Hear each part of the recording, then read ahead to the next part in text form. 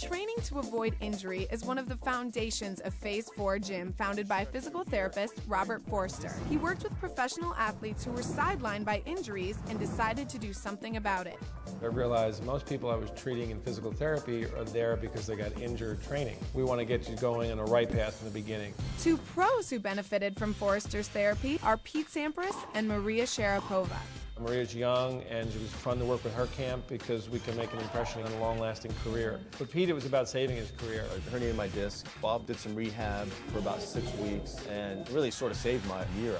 He wound up winning his 14th unprecedented Grand Slam. Amazing. The smart coaches realize that you spend 50% of your training to avoid injury. More than just thinking about the weight room so I can hit the tennis ball harder and win more games, I gotta hit the weight room so I can keep playing tennis. At Phase 4, we use science. Our programs are anchored in science. We're finding out where you're burning fat versus carbohydrate. I liked the scientific base of it. They start by building the helper muscles to get strong, to support the bigger muscles when we start to load them up with weight, and balance your body by working on your core, because that's sort of the center of everything. When I first started the program, I was like, this is a little bit too easy. I was an Olympic gymnast, and then all of a sudden it kept getting progressively harder and harder and harder. You don't have to work and beat yourself up in order to get results. It's called periodization training. It's what we've learned from the Eastern Europeans on how to train athletes a better and smarter way. Who better to design a fitness program than physical therapists? We see how the body breaks, we know how to fix it. We've chosen exercises that have a built-in bias that correct the vulnerabilities and weaknesses in the human body. Those that result in disease, injury, joint deterioration. Exercise is a powerful medicine, but this is an exercise that changes people's lives. That sounds dramatic, No, but it it's gives great. you control of your core. And just like medicine, in the wrong dosage, in the wrong frequency, can hurt you. If you overuse these muscles, or if they become very tight, it shifts the position of this bone in the shoulder joint, often making it ride high and rub against the top of the shoulder. I've been a runner most of my life, and I had a severe injury to my left outer knee. I've been to other physical therapy groups, and they never worked my weakness, which is the hips, which causes the injury. I am totally won over by his scientific method of training in phases. It's key. When you do these simple things, your back will last for an eternity. Sign me up for that. Welcome to Phase 4.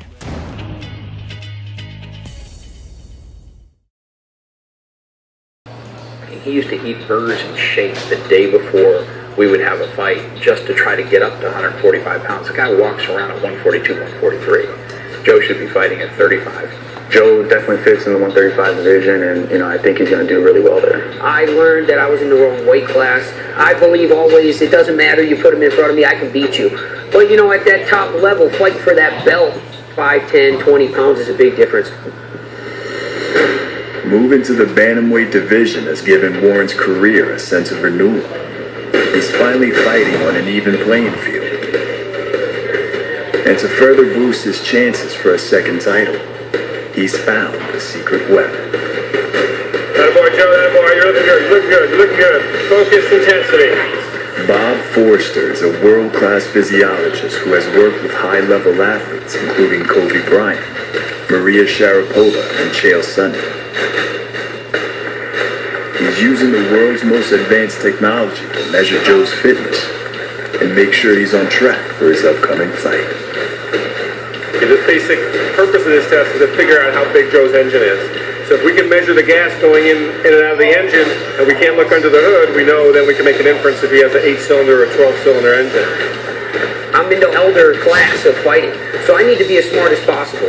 I need to use Bob Forster. I need to use Phase 4 exercise physiologist. I need to train smart. I need to make sure that I'm not overtraining.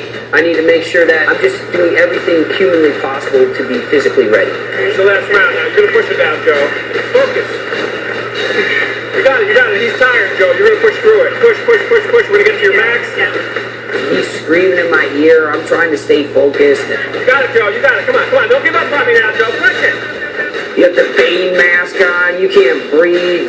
You're inclined at 4. I mean, it's tough. The real benefit of this test is the data output, and then learning to use this data to maximize training. So we're seeing better fat utilization, which means, of course, you're producing less lactic acid. At higher and higher heart rates, you're staying aerobic, burning fat and not producing lactic acid. You know, we're using science to say, okay, this is Joe's body. This is who he is as a 36-year-old athlete. This is what Joe needs to do it.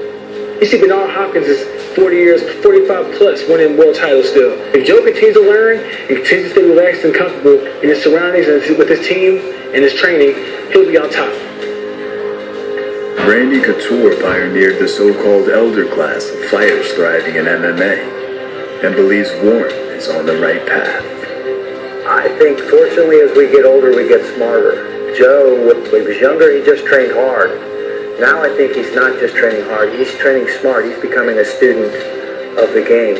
He's tapping into the science that is athletics this day and age.